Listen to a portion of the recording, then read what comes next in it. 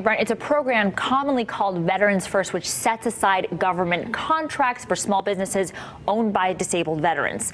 One local man, however, says this service has become a cesspool of frauds who scam the system and hurt honest, hardworking vets. I want to battle. I want to fight. Douglas Fleming knows the hopelessness of a life with little opportunity. When a veteran becomes a disabled veteran, you really have very limited options. Nobody will employ you. How do you employ a veteran who has 2 or 3 medical appointments a week? But the severely disabled veteran says in 2007 he was thrown a lifeline, the opportunity to run a successful business. I was shell-shocked. I was dumbfounded. I never heard of anything that would help veterans change their lives. Through his Northeast Connecticut construction business, Douglas P. Fleming, LLC, he began participating in the Department of Veterans Affairs' Veterans First contracting program. It sets aside government contracts to be awarded only to businesses owned by veterans, with preference to businesses owned by veterans who are disabled in the line of duty.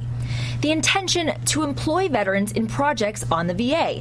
Take this construction project at the Newington VA Hospital. I put it in front of a couple other vets, and to the man, they said, "Hey, this can change lives.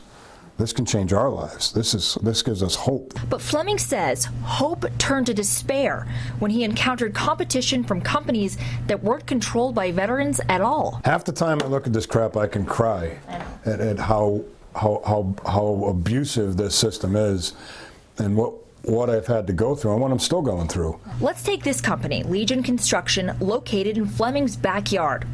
Legion's owner, David Gorski, was indicted in 2012 for, quote, a scheme to subvert a program designed to provide business opportunities for service-disabled veteran owners of small construction companies. Said simply, the indictment alleges that between 2006 and 2012, Gorski convinced disabled veterans to serve nominally as president when he was really in charge. And during that time, the company was awarded more than $160 million in VA contracts. That's according to usaspending.gov. Fleming says his company bid on over $20 million in contracts that were ultimately awarded to Legion. Now Gorski's case is headed for a federal courthouse in Boston, and the company is excluded from receiving new VA contracts, according to the federal system for award management. Still, since the indictment, Legion has continued to do business with the VA, receiving in excess of $4 million worth of work off their existing contracts. When we showed up at Legion's doorstep, we were told neither of the company's owners were there. So is company misrepresentation in order to obtain government contracts a big problem? A quick search of the internet would suggest yes. The VA Office of Inspector General website shows 11 companies from Georgia to Nebraska that were indicted between 2011 and 2013 for allegedly misrepresenting themselves as companies owned by service-disabled veterans. Court documents in usaspending.gov show that in total, those companies were awarded more than $284 million in federal contracts.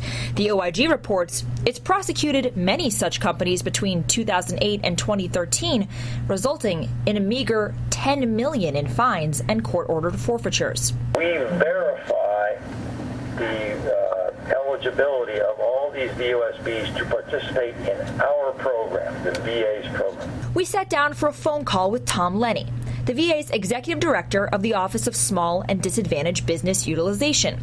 He pointed us to the VA's Center for Verification Evaluation, the body charged with certifying that companies owned by service-disabled vets are who they say they are. They have to submit a range of business documents, ranging from tax returns to operating agreements to bylaws to board minutes to 20 canceled checks, and it's a rigorous process. How do I know? Because vets complain about it. And Lenny says last year, of the roughly 7,400 certified service-disabled veteran-owned small businesses in the country, about 1,000 were hit with unannounced site visits and audits. So what's with the indictments? We didn't start doing serious audits until 2012. And now Lenny says the VA is on top of the program. These firms that get indicted, they're not